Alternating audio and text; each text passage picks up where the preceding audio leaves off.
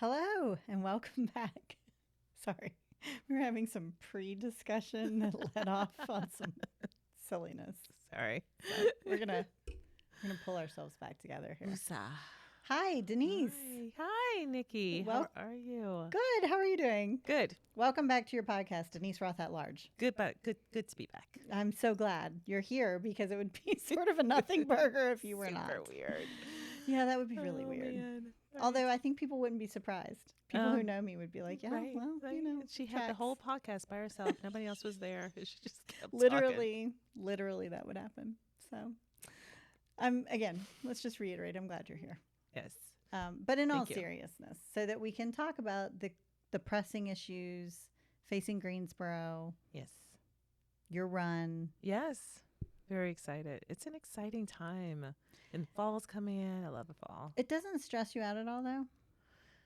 You know, it hasn't. And I have done a lot of things in my life, and I know what stress looks like. And I have just been enthused. Like every morning I wake up and I'm excited about, oh man, I'm doing this thing. I can be out there and share my thoughts and share myself. It's been really exciting. It's actually exhilarating. Oh, that's to good. say. Yeah. I actually have had a lot of fun doing it too. So, I Yeah, mean, it is a little yeah. stressful to try and prepare for these podcasts, I know. put myself out there in the world, but Thank you for joining I would do me it for on the no one journey. else. Yes. But I do think that it is really exciting to think about what's going on in Greensboro, what could be going on in Greensboro, Right. what leadership looks like, Yep. um, what are the issues, how do you articulate them. So I do appreciate the opportunity to do that with you. Thank you for being here. All right, so Very good. we've moved past the stress, and Yes. into the exhilaration. Yes. And actually, that's a really good way to start. I think we didn't even script this part.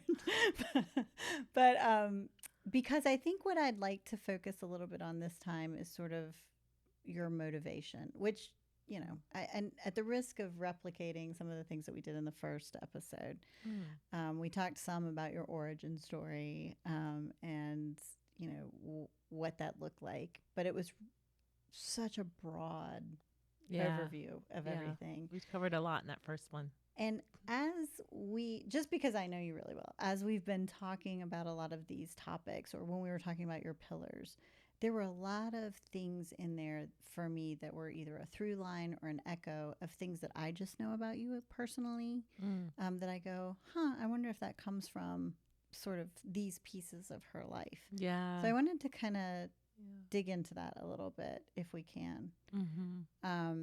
So one piece that I felt like in the first episode we didn't go too much into was really your youngest life, right? Like where a lot of people get their foundational knowledge, right? Their experience of the world when you're a young person, and what your family is like and what your environment is like. And what you've touched on is something that's important to you for young people in Greensboro, what kind of exposures and experiences they'll have. Yeah. So let's start there.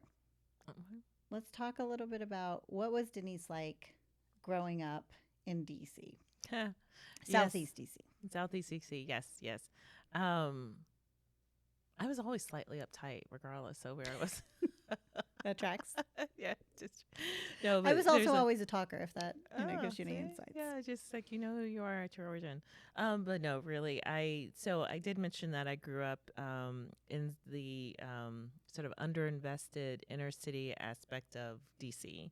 And this is something I've been thinking about quite a bit lately because going through this process, answering questionnaires, talking to people, I realize really what motivates me is what I think others may have experienced in helping my family. So growing up really poor, and my mother worked hard and she cleaned floors and she cleaned office buildings, and she will tell you stories to this day. But really what changed the trajectory of her life was getting an opportunity to train to be a bank teller and to get her GED at the same time. And that simply changed our world. But, before that, she was cleaning floors and she sending me to private school. And I had a network of people around me, but which were also important. Right? Something we were talking about before is how you create safe communities and trusting the people that are around you. That was a part of it. But watching my mother have this program that she went to and changed where we lived, not dramatically, but changed it enough that it really just created different opportunity. And as I got older, and really identified, sort of what I wanted to do as I grew up, it was to do the same thing. I wanted to be able to create policy and create programs that would change another little girl's life and just give her opportunity that I had access to. And what that looked like, I came to learn from my mother, is it was a public-private program, and it was a DC government sponsored program, along with the school system, along with the private bank, and that came together to create this training for specifically for individuals. I'm not sure if they were single mothers or not, but for them to get training and the GED at the same time. And that was a very thoughtful process, right? It was the understanding that there may have been some lack of education completeness that needed to happen, and it needed to happen in the same place. And I remember my mother used to leave and go to I go somewhere that I came to understand was just a few blocks down the road, and go in at night, or sometimes during the day or sometimes on weekend to work on her GED programming, train to be a bank teller. And then she ultimately got a job with that bank and worked her way up. And that's what she did as I went through school and tracked through my life. But I can pinpoint that moment when which that happened. And it was a nonprofit that was a part of it as well. Full circle moment after I left GSA. I was invited to give the Martin Luther King Day speech for this program. It's Goodwill sponsored program in DC, and brought my mother, and it was just so powerful and inspiring to recognize that amongst those sitting in the audience were probably people that I would never meet who were the thought leaders behind creating this program. And so I think about where we are today in Greensboro and how we have so much opportunity that is on the horizon, right? It's coming. We don't have to keep guessing. We don't have to keep planning and scrapping for money. It's coming. And the question is, how do we create the opportunity for little girls like myself that are maybe in circumstances in which their mother or grandmother or auntie is trying to create better inspiration and aspiration for them? Or think about the small business owner who's really has been working to be creative and get noticed, but really is excited about what's on the horizon and how they can become a part of that. Or think about, the leaders at our universities that are looking to define what that new research and opportunity is and what that new industry and next industry looks like. Like, I see opportunity across the board. And I know that I have sat in that place, and I know the power that that level of investment and planning can mean for changing individual lives. Okay. Full stop. Stop. I was going to say Full stop. stop. And let's marinate on that for a minute, because, and that's actually a piece of what sort of triggered me in the last podcast was when you were talking about training programs in Greensboro. And I was like, oh, that's like her mom who, did these work and training programs simultaneously. And it's truly transformational, right? Yeah, and you can't say anything more about it. And it's the simplest of things, right? And but what it took coordination, it took vision, it took stick-to-itness, it took budget, it took it took people sitting down around a room and say, okay, I'm going to do this and you need to do that. Mm-hmm. And then we're going to do it with this time. That's the way these things come together. It took your mom being committed to the program too, right? It's not a handout, right? This was a working program. Right. And in the sustainability of it, right? Like, she left with a skill that was portable, that was hers. Ultimately, actually, another full circle moment, she was offered an opportunity to come to North Carolina, to Winston-Salem, with that bank. When there was an acquisition, they moved. She chose not to come, so I didn't come to North Carolina. I didn't even know this part of the story. I know, but they came to Winston-Salem. She chose not to come and stayed in the D.C. area. But yeah, I could have came to North Carolina 15 years before I came. Your roots were already here. Yeah. Well, so, and then another piece in the last episode that you mentioned that had a sort of toggle in my memory was transportation Yeah. infrastructure and how transformational that Yeah. can be also. Yes. I Yes. mean, Yes. I think um, you mentioned, yeah, with transportation, like if I hadn't had it, I wouldn't have gone to college. Yeah. I mean, and it's a bit of a straight. So I this is not to toot my own horn, but this is relevant. I was selected as a woman who moves the nation. I think in 2024, I mean, that's and just such a low key right, kind of accolade there. it is, but it's something that that is given to in the transportation community. And I had an opportunity, and it was in DC. The award was given, and I had the opportunity to tell this story. And it really is a significant part of the last company I worked for. Part of our primary focus was in the transportation and infrastructure space. And I always talk to my team about where we were, what we were helping people accomplish. It wasn't about just the transportation itself, but it's where it helped them move to. The idea that we were getting people from, their homes, their work, back to their families, or back to a gainful employment, or bringing people to their, for business owners, bringing people that was going to help sort of move the dial for them. Like, we were moving communities, and we were moving and helping places grow. And the same was true in my piece of the world. In I ultimately, in leaving Southeast Washington, went to high school in Arlington, Virginia, and went to college in Fairfax, but still lived in Southeast. But to do that, I had a bus and a subway that would get me there. Now, it was a 60-minute round trip.